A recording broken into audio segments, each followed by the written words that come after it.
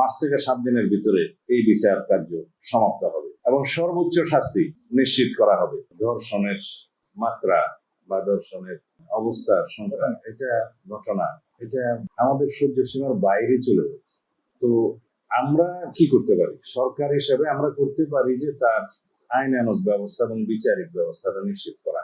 আমরা সবচাইতে মনোযোগ এখানেই দিয়েছি যে দ্রুততম সময়ে যাতে অভিযুক্ত বা অপরাধীরা গ্রেফতার হয়। সেই জায়গায় আমরা এই 3 মাসে প্রত্যেকটি ঘটনায় আমরা সফল হয়েছি ইনশাআল্লাহ। আর আল্লাহর রহমতে ভবিষ্যতেও আমরা এই জাতীয় যে কোনো ঘৃণ্য অপরাধের অভিযুক্ত বা অপরাধীদেরকে কোনোভাবেই ছাড় দেব। আর রামিসা হত্যার বিষয়ে আপনি ইঙ্গিত করেছেন, ধর্ষণ এবং হত্যার পরে আসামিকে 7 ঘন্টার ভিতরে গ্রেফতার করতে আমরা সক্ষম হয়েছি।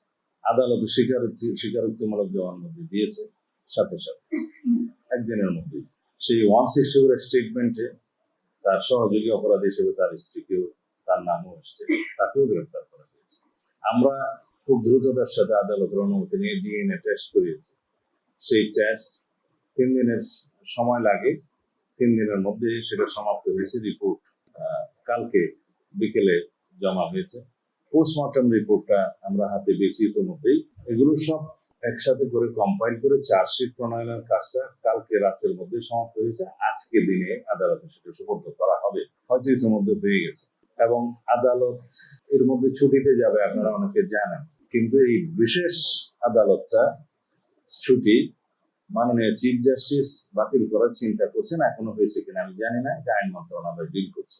আমরা একজন স্পেশাল পিপি নিয়োগ করেছি শুধুমাত্র এই মামলাটা ডিল করার জন্য। সবকিছু বিবেচনায় আমরা আশা করছি যে আজকের মধ্যে তো চার্জশিট প্রদান করা হবেই এবং খুব সম্ভবত 5 থেকে 7 দিনের ভিতরে এই বিচার কার্য সমাপ্ত হবে। এর চাইতে বেশি কিছু করার আমাদের পক্ষে এই মুহূর্তে আর বোধহয় সম্ভব না।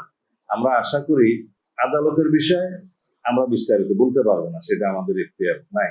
তবে আমরা নিশ্চিত যে মাননীয় আদালত এই প্রসিকিউশন টিমের বক্তব্য শুনে, চার্জশিট দেখে এবং এভিডেন্স 164 এগুলো দেখে সঠিক সিদ্ধান্ত নেবেন এবং সর্বোচ্চ শাস্তি নিশ্চিত করা হবে।